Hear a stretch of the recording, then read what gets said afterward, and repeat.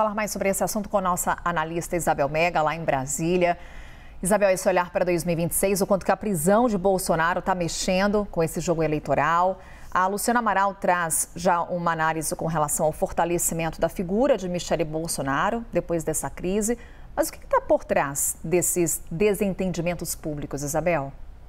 A gente vinha falando desses movimentos de acomodação, Carol, e olhando para as alianças que vão sendo feitas em cada estado, as alianças regionais, tem muito interesse de pensar qual vai ser o cardápio de cargos para 2026, né? De quem vai disputar qual função, de acordo com cada aliança que for firmada. A Michele sai muito maior do que chegou a essa reunião, porque ela sai com uma vitória expressiva em relação a um recuo de um nome que estava sendo dado como muito certo para disputar o Senado pelo Ceará a partir dessas conversas todas do PL no estado. A gente viu a foto dela com o André Fernandes. O André Fernandes tentava emplacar a candidatura do pai dele ao Senado pelo Ceará.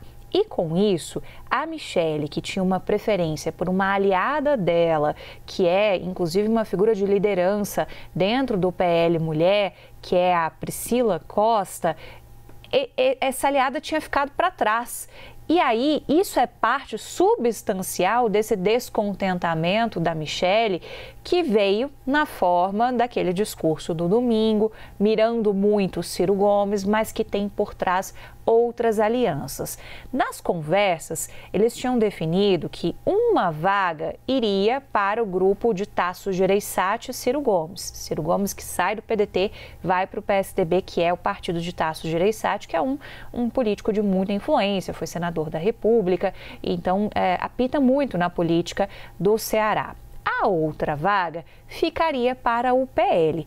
E aí o André Fernandes, que concorreu à eleição municipal, tentou a Prefeitura de Fortaleza e numa votação muito apertada, acabou perdendo para o Evandro Leitão, ele teve a ajuda da Priscila Costa, que é essa aliada de Michele Bolsonaro. Então, ficou uma espécie de saldo ali na avaliação do grupo de Michele dentro do PL, porque ela esperava que, com isso, você ajudaria a viabilizar o campo para que a Priscila Costa pudesse ser a candidata ao Senado. Mas depois, Valdemar Costa Neto foi se entendendo com André Fernandes e a coisa foi sendo tocada sem que Michele fosse ouvida. E foi aí que ela fez a voz dela falar mais alto no último domingo, quando ela chamou a atenção do partido inteiro e provocou, portanto, esse recuo nessa aliança, mas que tem por trás também essa questão de distribuição de cargos. Hoje, depois da reunião, já não é dado mais como tão certa a candidatura, portanto, do pai do André Fernandes ao Senado. A aliada de Michele volta a ganhar a atenção do partido e tem possibilidade de vir a ser candidata ao Senado pelo Ceará no ano que vem. Então, isso é lido internamente como uma demonstração de força da ex-primeira-dama, que vem tentando aparecer, tentando não ser ofuscada por outros políticos do PL. A gente já viu, inclusive, na reportagem da Luciana Amaral, tem uma entrevista do senador Flávio Bolsonaro, ele já tinha falado antes com o Gustavo Uribe, a gente ainda de manhã teve essa reportagem do Uribe falando que eles tinham se resolvido, né?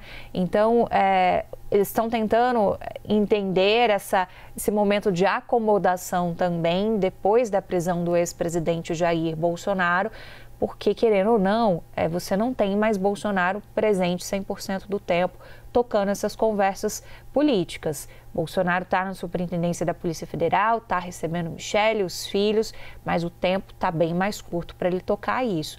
Então, agora você tem esse momento de acomodação e que, a priori, poderia ter sido um revés para Michele diante dessa reação muito exacerbada dos filhos do ex-presidente da República, mas que, como saldo dessa reunião de ontem do PL, que parecia que ela ia ouvir vários recados, o saldo acaba sendo bastante positivo para ela, porque ela consegue fazer com que os nomes que ela pretendia ter um aval de indicação e que são pessoas muito próximas a ela, voltassem a ter a atenção do partido e outros nomes pudessem ficar em segundo escalão. É claro que está muito cedo para você definir quem vai disputar qual vaga, mas isso é interessante para quem está acompanhando a gente entender o quanto o mundo político calcula tudo muito antecipadamente, testa nomes para cada uma dessas funções que são muito importantes. Então, o Senado é muito importante. Quem vai para deputado federal, quem vai ter mais chance de puxar votos, cada ponto desse importa em cada estado e os grupos que dominam os partidos estão muito atentos a isso porque precisam de condições competitivas. E é claro que todo mundo quer emplacar seus aliados, mas mesmo dentro dos partidos você tem essas disputas. Então, o que a gente teve como pano de fundo foi uma disputa também de acordo com o que cada grupo estava vendo e defendendo sobre seus aliados no estado do Ceará. Foi um aperitivo de algo que acontece em outros estados também, seja com o PL, seja com outros partidos, mas que no bolsonarismo ganha essas camadas familiares também e a treta acabou pública, Carol.